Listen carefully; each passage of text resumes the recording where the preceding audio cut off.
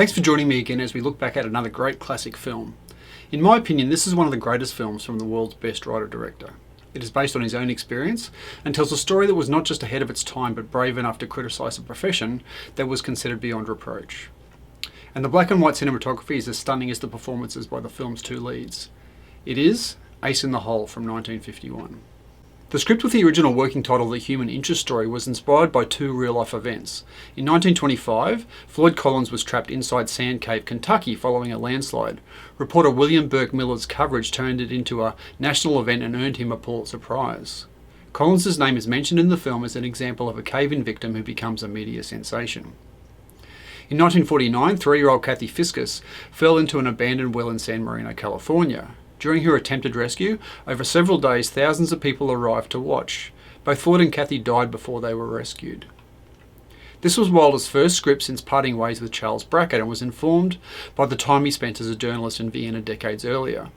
The story courted controversy, the Hayes office strongly objecting to seeing a corrupt law enforcement officer, and insisted Wilder add dialogue making it clear the man would eventually pay for his actions.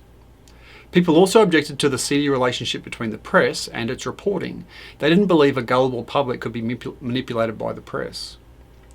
Victor Desney brought a lawsuit against the film while the script was still in development. He claimed it was an unauthorised version of the Floyd Collins story which Desney owned the rights to. After the film's release, Desney won his case and was awarded about $14,500, today's equivalent of $143,000. Kirk Douglas was on loan from Warner Brothers and was cast in the lead as Chuck Tatum. He objected to several aspects of Tatum's monologue about missing New York City. No pastrami, no garlic pickles, no Madison Square Gardens, no Yogi Berra. Not being a baseball fan, Douglas asked, "What the hell is a Yogi Berra?" The other key role went to Jan Sterling, who played Lorraine Minosa, the unfaithful wife of the trapped man. She was something of a veteran of film noirs, having appeared in Appointment with Danger, Caged, Mystery Street and Union Station prior to this film. Due to the success of Sunset Boulevard, Wilder was given unprecedented creative control, serving as one of the film's writers, its director and the producer. He was also granted a percentage of its expected profits.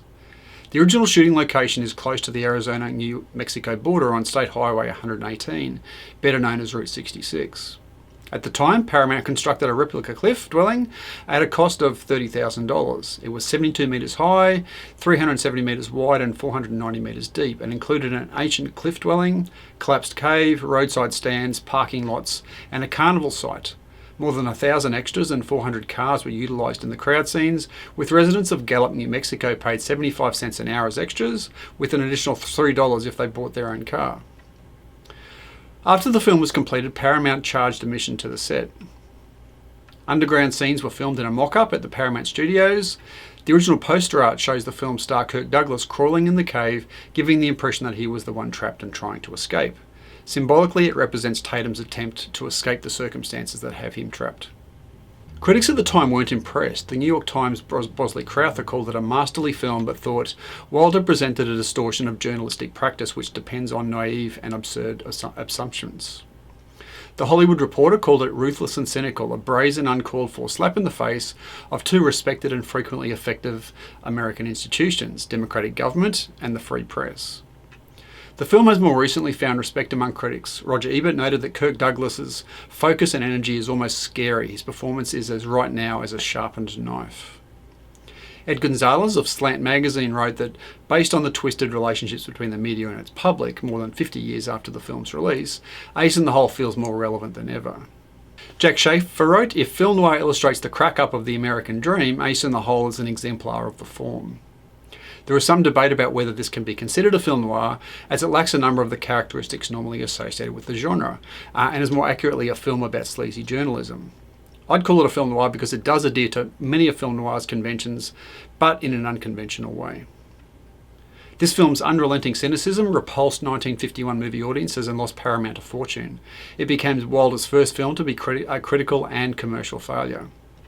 Wilder admitted later that it had a negative impact on his career, while also citing it as one of the best films he ever made.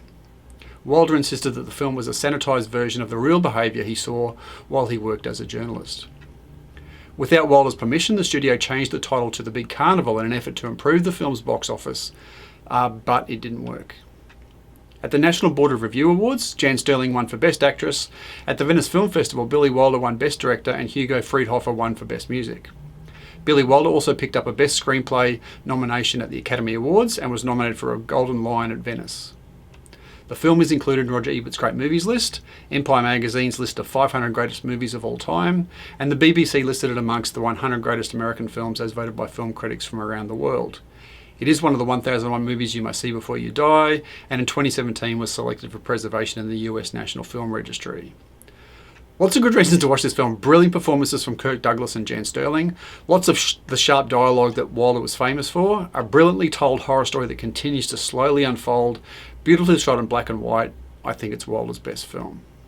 So what I suggest you do is that you go to our website, find our virtual screenings page, find the link to this particular film. Definitely click on and watch it. It's a wonderful film. I think you'll love it. But as always, we'd invite you to come back, let other people know your thoughts about the film and whether you'd recommend it for them also.